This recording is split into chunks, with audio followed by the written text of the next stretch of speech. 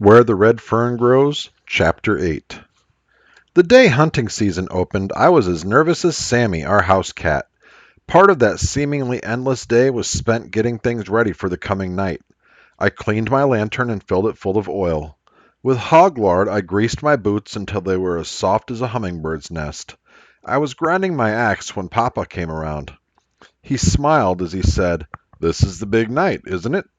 "It sure is, Papa," I said, "and I've waited a long time for it." "Yes, I know," he said. "I've been thinking. There's not too much to do around here during the hunting season. I'm pretty sure I can take care of things, so you just go ahead and hunt all you want to." "Thanks, Papa," I said. "I guess I'll be out pretty late at night, and I'll probably have to do a lot of sleeping in the daytime." Papa started frowning. "You know," he said, "your mother doesn't like this hunting of yours very much. She's worried about you being out all by yourself." "I can't see why Mama has to worry," I said. "Haven't I been roaming the woods ever since I was big enough to walk? And I'm almost 14 now." "I know," said Papa. "It's all right with me, but women are a little different than men. They worry more. Now, just to be on the safe side, I think it would be a good idea for you to tell us where you'll be hunting. Then, if anything happens, we'll know where to look." I told him I would, but I didn't think anything was going to happen. After Papa had left, I started thinking. He doesn't even talk to me like I was a boy anymore. He talks to me like I was a man. These wonderful thoughts made me feel just about as big as our old red mule. I had a good talk with my dogs. "I've waited almost 3 years for this night," I said, "and it hasn't been easy. I've taught you everything I know, and I want you to do your best." Little Ann acted like she understood. She whined and saved me a wash job on my face. Old Dan may have, but he didn't act like it. He just lay there in the sunshine, all stretched out and limber as a rag.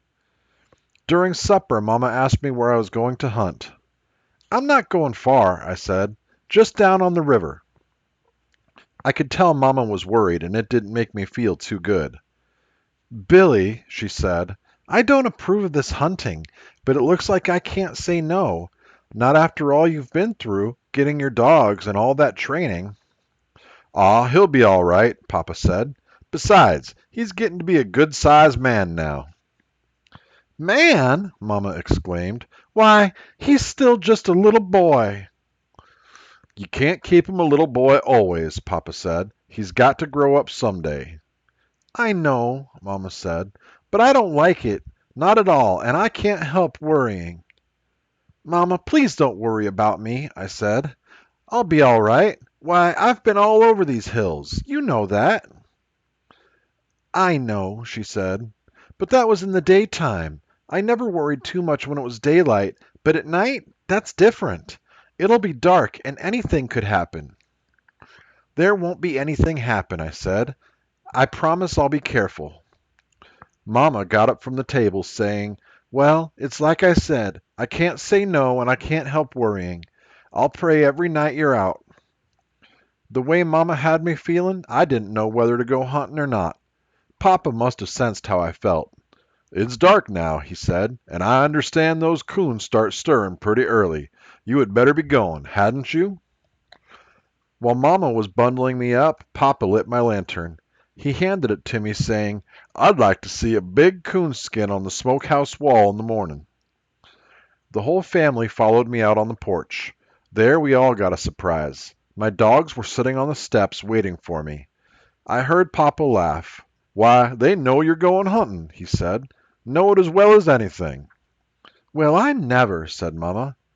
"Do you really think they do?" "It does look like they do. Why, just look at them." Little Ann started wiggling and twisting. Old Dan trotted out to the gate, stopped, turned around, and looked at me.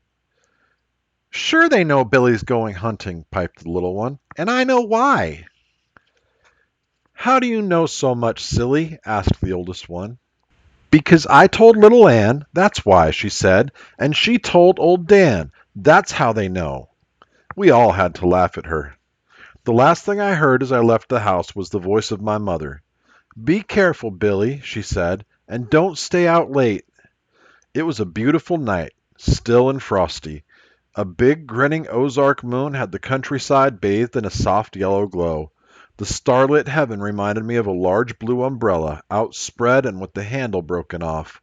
Just before I reached the timber, I called my dogs to me.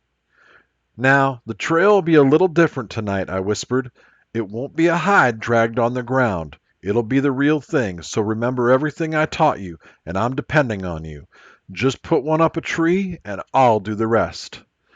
I turned them loose, saying, "Go get 'em." They streaked for the timber. By the time I had reached the river, every nerve in my body was drawn up as tight as a fiddle string. Big-eyed and with ears open, I walked on, stopping now and then to listen. The way I was slipping along, anyone would have thought I was trying to slip up on a coon myself. I had never seen a night so peaceful and still. All around me tall sycamores gleamed like white streamers in the moonlight. A prowling skunk came wobbling up the riverbank. He stopped when he saw me. I smiled at the foxfire glow of his small, beady red eyes.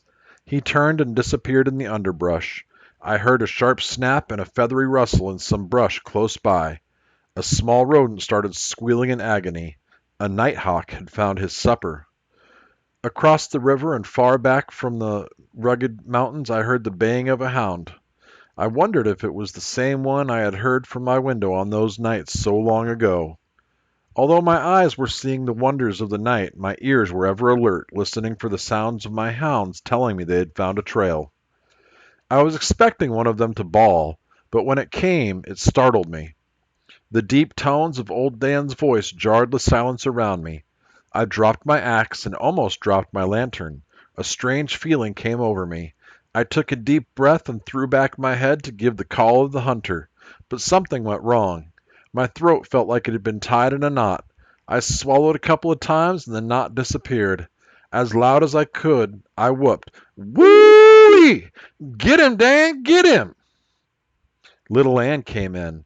The bell-like tones of her voice made shivers run up and down my spine. I whooped to her, "Woo-wee! Tell it to him, little girl! Tell it to him!"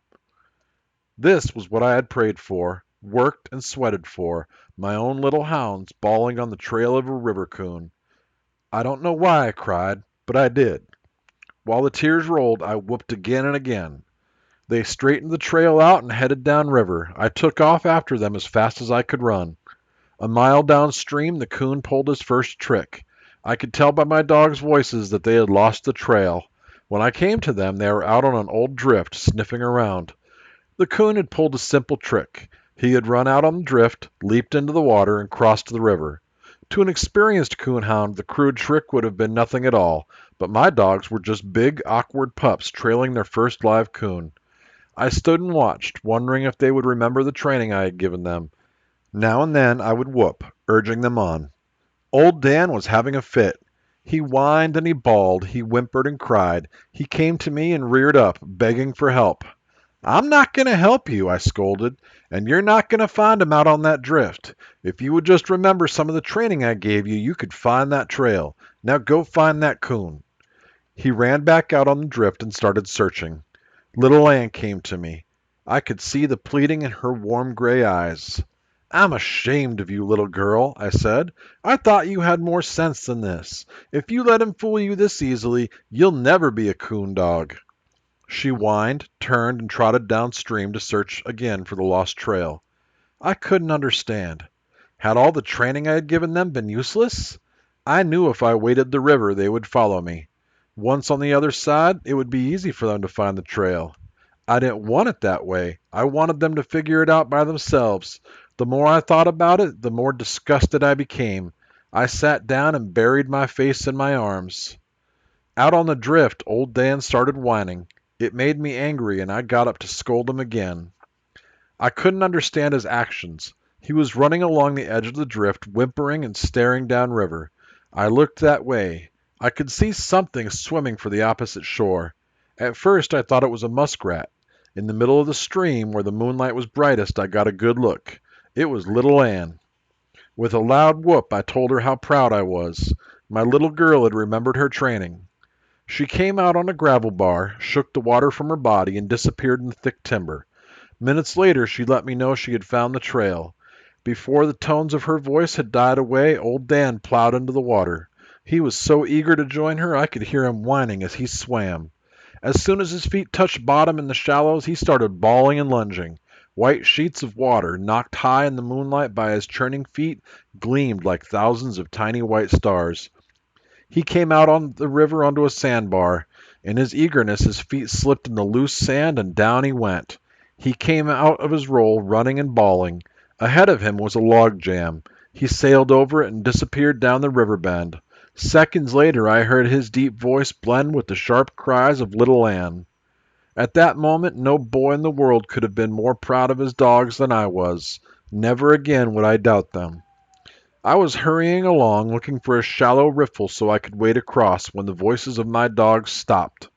I waited and listened. They opened again on my side of the stream. The coon had crossed back over. I couldn't help smiling. I knew that never again would a ringtail fool them by swimming the river. The next trick the old fellow pulled was dandy. He climbed a large water oak standing about 10 feet from the river and simply disappeared. I got there in time to see my dogs swimming for the opposite shore. For half an hour they worked that bank. Not finding the trail, they swam back. I stood and watched them. They practically tore the riverbank to pieces looking for the trail. Old Dan knew the coon had climbed the water oak. He went back, reared up on it, and bawled a few times. "There's no use in doing that, boy," I said. "I know he's climbed it, but he's not there now. Maybe it's like Grandpa said. He just climbed right on out through the top and disappeared in the stars." My dogs didn't know it, but I was pretty well convinced that that was what that coon had done. They wouldn't give up. Once again they crossed over to the other shore. It was no use. The coon hadn't touched that bank. They came back. Old Dan went up the river and little Ann worked downstream. An hour and a half later they gave up and came to me begging for help. I knelt down between their wet bodies. While I scratched and petted them, I let them know that I still loved them. "I'm not mad," I said. "I know you did your best. If that coon can fool both of us, then we're just beat. We'll go someplace else to hunt. He's not the only coon in these bottoms." Just as I picked up my axe and lantern, little Ann let out a bawl and tore out down the riverbank. Old Dan, with a bewildered look on his face, stood for a moment looking after her. Then, raising his head high in the air, he made my eardrums ring with his deep voice. I could hear the underbrush popping as he ran to join her. I couldn't figure out what had taken place. Surely little Ann had heard or seen something. I could tell by their voices that whatever it was they were after, they were close enough to see it, and they were probably running by sight.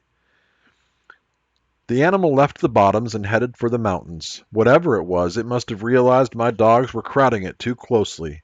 At the edge of the foothills, it turned and came back toward the river. I was still trying to figure out what was going on when I realized that on striking the river, the animal had again turned and was coming straight toward me. I set my lantern down and tightened my grip on the axe. I was standing my ground quite well when visions of bears, lions, and all kinds of other animals started flashing across my mind. I jumped behind a big sycamore and was trying hard to press my body into the tree when a big coon came tearing by. 25 yards behind him came my dogs, running side by side. I saw them clearly when they passed me, bawling every time their feet touched the ground. After seeing that there was nothing to be scared of, once again I was the fearless hunter, screaming and yelling as loud as I could. "Get him, boy! Get him!" I tore out after them. The trails I knew so well were forgotten. I took off straight through the brush. I was tearing my way through some elders when the voices of my dogs stopped. Holding my breath, I stood still and waited. Then it came, the long, drawn-out bawl of the tree bark. My little hounds had done it. They had treed their first coon. When I came to them and saw what they had done, I was speechless. I groaned and closed my eyes. I didn't want to believe it. There were a lot of big sycamores in the bottoms, but the one in which my dogs had treed was the giant of them all. While prowling the woods, I had seen the big tree many times. I had always stopped and admired it. Like a king in his own domain, it towered far above the smaller trees.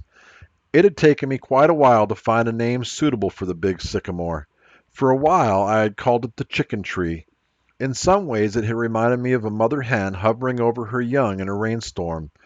its huge limbs spread out over the small birch, ash, box elder, and water oak as if it alone were their protector. Next, I named it the Giant. That name didn't last long. Mama told us children a story about a big giant that lived in the mountains and ate little children that were lost. Right away, I started looking for another name. One day, while lying in the warm sun staring at its magnificent beauty, I found the perfect name.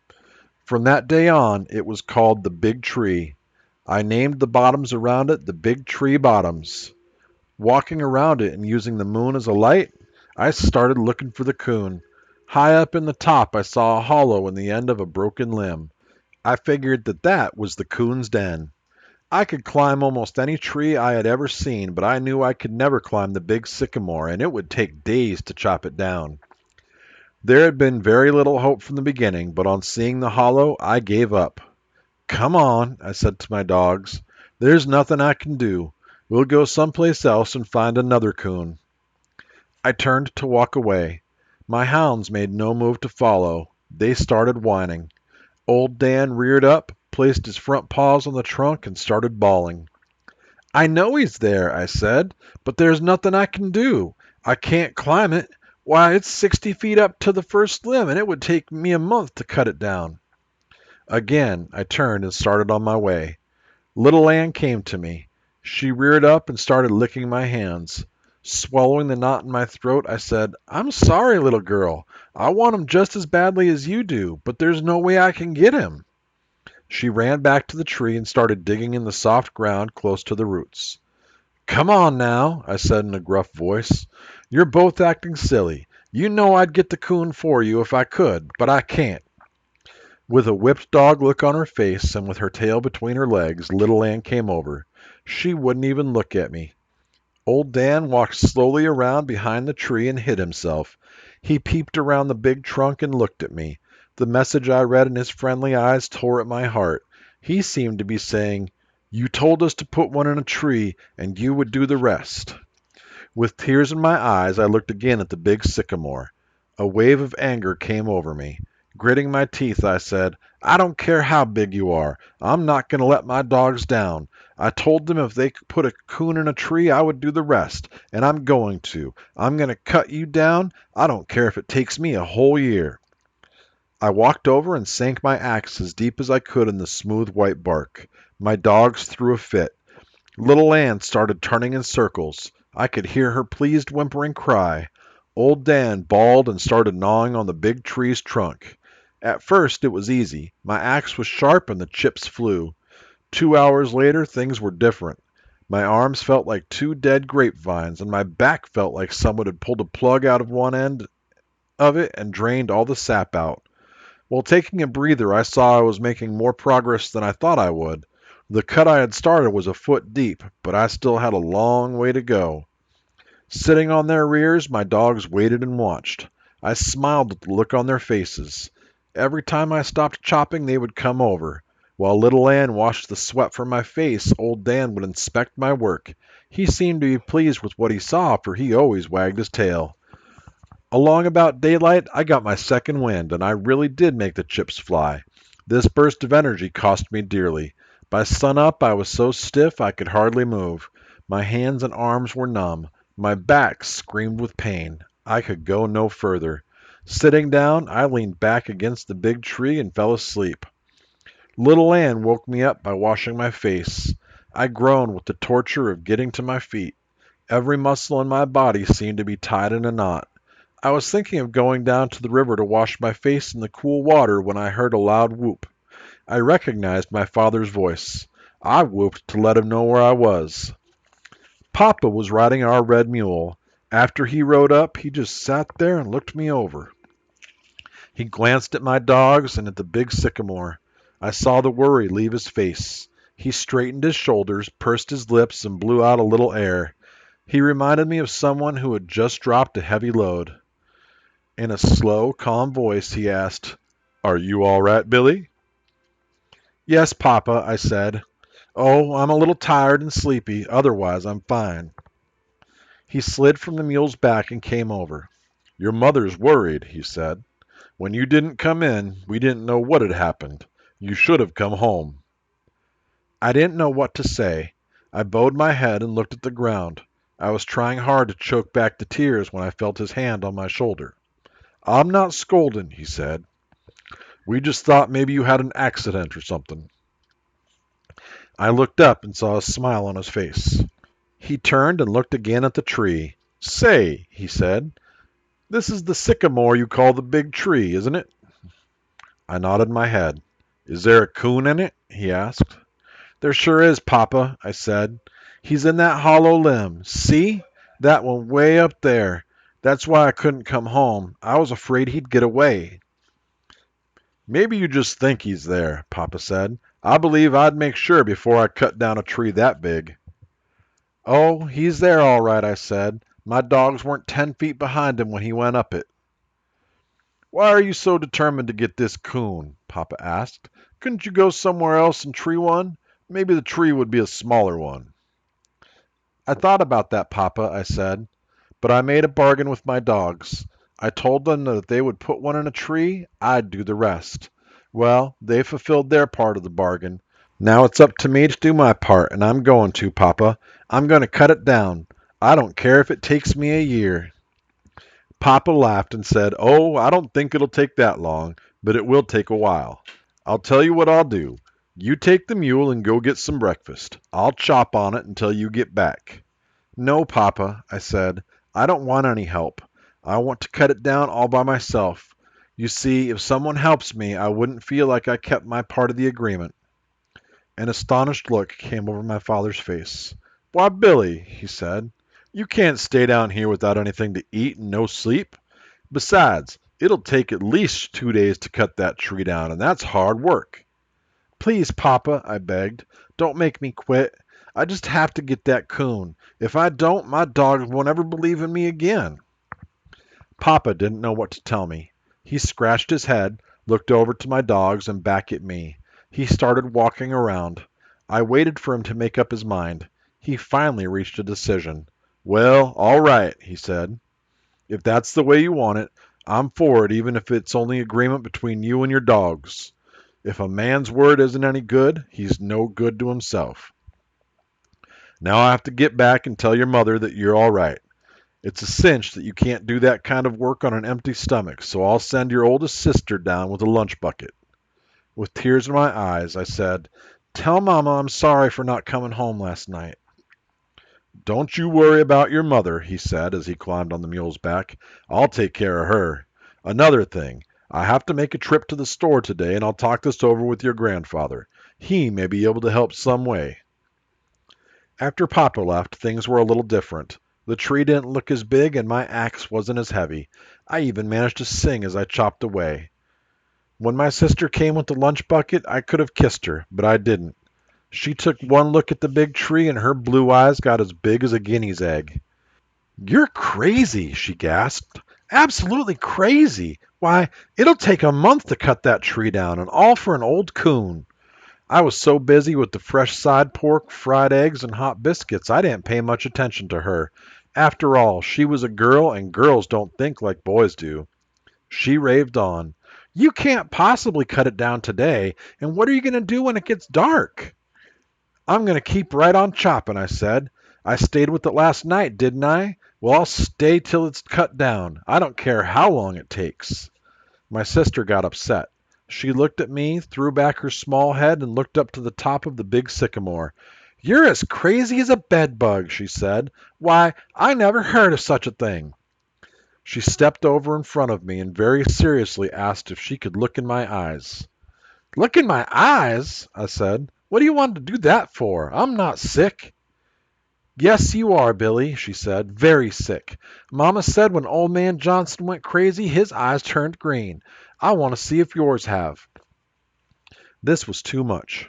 If you don't get out of here, I shouted, you're going to be red instead of green, and I mean that. I grabbed up a stick and started toward her. Of course, I wouldn't have hit her for anything. This scared her, and she started for the house. I heard her saying something about an old coon as she disappeared in the underbrush. Down in the bottom of my lunch bucket, I found a neat little package of scraps for my dogs. While they were eating, I walked down to a spring and filled the bucket with cool water. The food did wonders for me. My strength came back. I spit on my hands and whistling a coon hunter's tune, I started making the chips fly. The cut grew so big I could have laid down in it. I moved over to another side and started a new one. Once, while I was taking a rest, old Dan came over to inspect my work. He hopped up in the cut and sniffed around. "You had better get out of there," I said. "If that tree takes a notion to fall, it'll mash you flatter than a tadpole's tail." With a no-care look on his friendly face, he gave me a hurry-up signal with a wag of his tail. Little Ann had dug a bed in a pile of dead leaves. She looked as if she were asleep, but I knew that she wasn't. Every time I stopped swinging the axe, she would raise her head and look at me.